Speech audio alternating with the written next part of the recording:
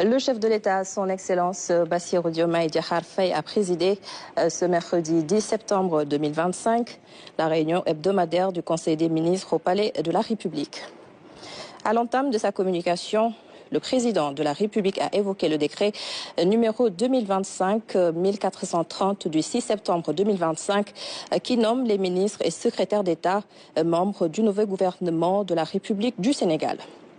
Il a adressé ses remerciements aux ministres sortants qui n'ont ménagé aucun effort pour mettre en œuvre la politique qu'il a déterminée sous la conduite et la coordination du Premier ministre Ousmane Sonko.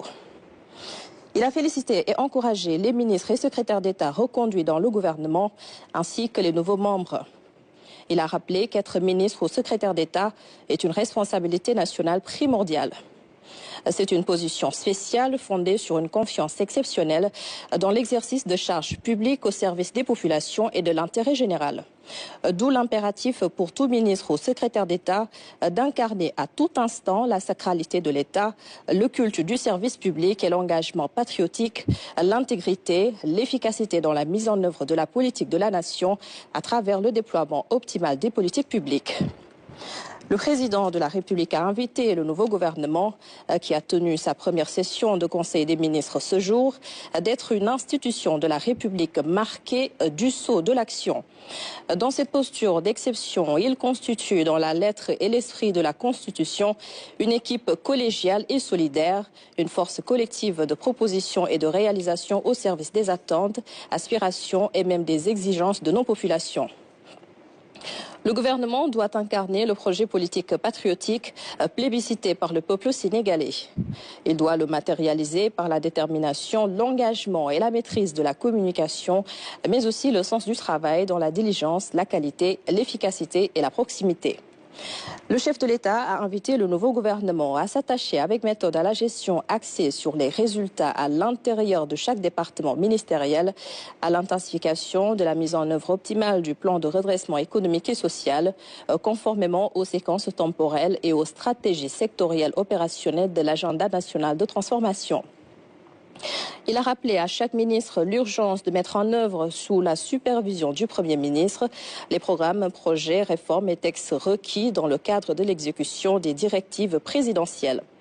À cet égard, il a indiqué au ministre des Finances et du Budget l'urgence de prendre toutes les dispositions nécessaires avec le ministre de l'Économie, du Plan et de la Coopération et les ministres sectoriels en vue de la finalisation adéquate avec le Premier ministre de tous les arbitrages concernant le projet de loi de finances pour l'année 2026. Par ailleurs, il a signalé au gouvernement la nécessité d'asseoir un ancrage territorial des politiques publiques. Il s'agit, et surtout de veiller sans relâche à la prise en charge des problématiques sécuritaires ainsi que des questions sociales dirimantes concernant l'éducation, l'enseignement supérieur, la santé, la jeunesse et l'amélioration du pouvoir d'achat des populations par la maîtrise des circuits de commercialisation et des prix des denrées et produits essentiels. Enfin, il a demandé au gouvernement d'intensifier la relance de l'économie nationale, le développement du secteur privé, des investissements productifs et de l'entrepreneuriat, de même que les travaux publics et à haute intensité de main-d'œuvre dans tous les secteurs, fondamentalement dans ceux du logement, des constructions, afin de promouvoir l'employabilité et l'emploi des jeunes, une priorité nationale. Abordant les questions liées à l'organisation du dernier Maouloud, le chef de l'État s'est appesanti sur l'accompagnement de ces cérémonies religieuses. Il a adressé ses chaleureuses félicitations au gouvernement, aux forces de défense et de sécurité, aux services de l'État et à l'ensemble de la communauté musulmane du Sénégal, ainsi qu'aux khalifes généraux pour l'excellent déroulement des célébrations du Maouloud sur l'étendue du territoire national. Il a demandé au ministre de l'Intérieur et de la Sécurité publique de veiller avec les acteurs publics et religieux impliqués à la programmation optimale des différentes interventions de l'État dans les cités et lors des manifestations religieuses et même coutumières. Il a insisté sur la tenue des réunions d'évaluation de l'organisation des manifestations assorties de recommandations d'amélioration pour les prochaines éditions. Sur un autre chapitre, le président de la République a mis l'accent sur la question de la relance des programmes d'alphabétisation et de promotion des langues nationales.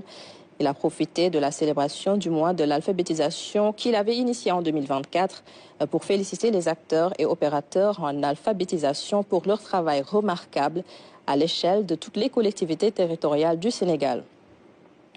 Il a demandé au ministre de l'Éducation nationale d'accentuer à tous les niveaux la mise en œuvre inclusive et optimale des projets et programmes d'alphabétisation, notamment dans nos langues nationales, dont la vulgarisation dans notre système éducatif et universitaire et dans les secteurs publics et privés demeure une exigence essentielle à la réalisation du projet d'un Sénégal souverain, juste et prospère. Dans un an, le Sénégal, justement, va accueillir les Jeux olympiques de la jeunesse Dakar 2026, un événement international d'envergure qui a des impacts notables sur les systèmes de transport aérien, terrestre et maritime, d'hébergement et sur nombre de secteurs de la vie économique, sociale et culturelle. C'est pourquoi le chef de l'État a invité le gouvernement, notamment le ministre de la Jeunesse et des Sports, de prendre toutes les dispositions avec le comité d'organisation, les ministères et acteurs concernés en vue de la réalisation à temps des infrastructures et autres diligences requises par l'organisation. Il a souligné la nécessité d'accentuer dès à présent une bonne préparation de nos athlètes à cette importante compétition qui se déroule pour la toute première fois en Afrique. Au titre des communications des ministres. Le ministre de l'Agriculture, de la Souveraineté alimentaire et de l'Élevage a fait une communication sur la situation des mises en place et cession des intrants agricoles 2025, la situation prévisionnelle des semences et le point sur Africa Food System Forum. Le ministre de l'Hydraulique et de l'Assainissement a fait une communication sur la situation hebdomadaire de la gestion des inondations.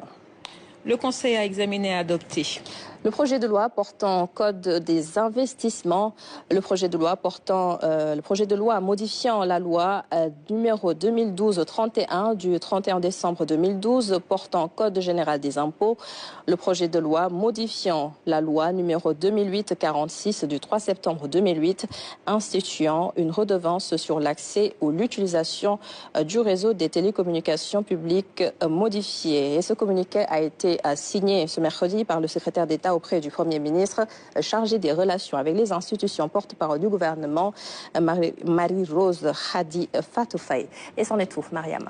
Merci beaucoup, Adama.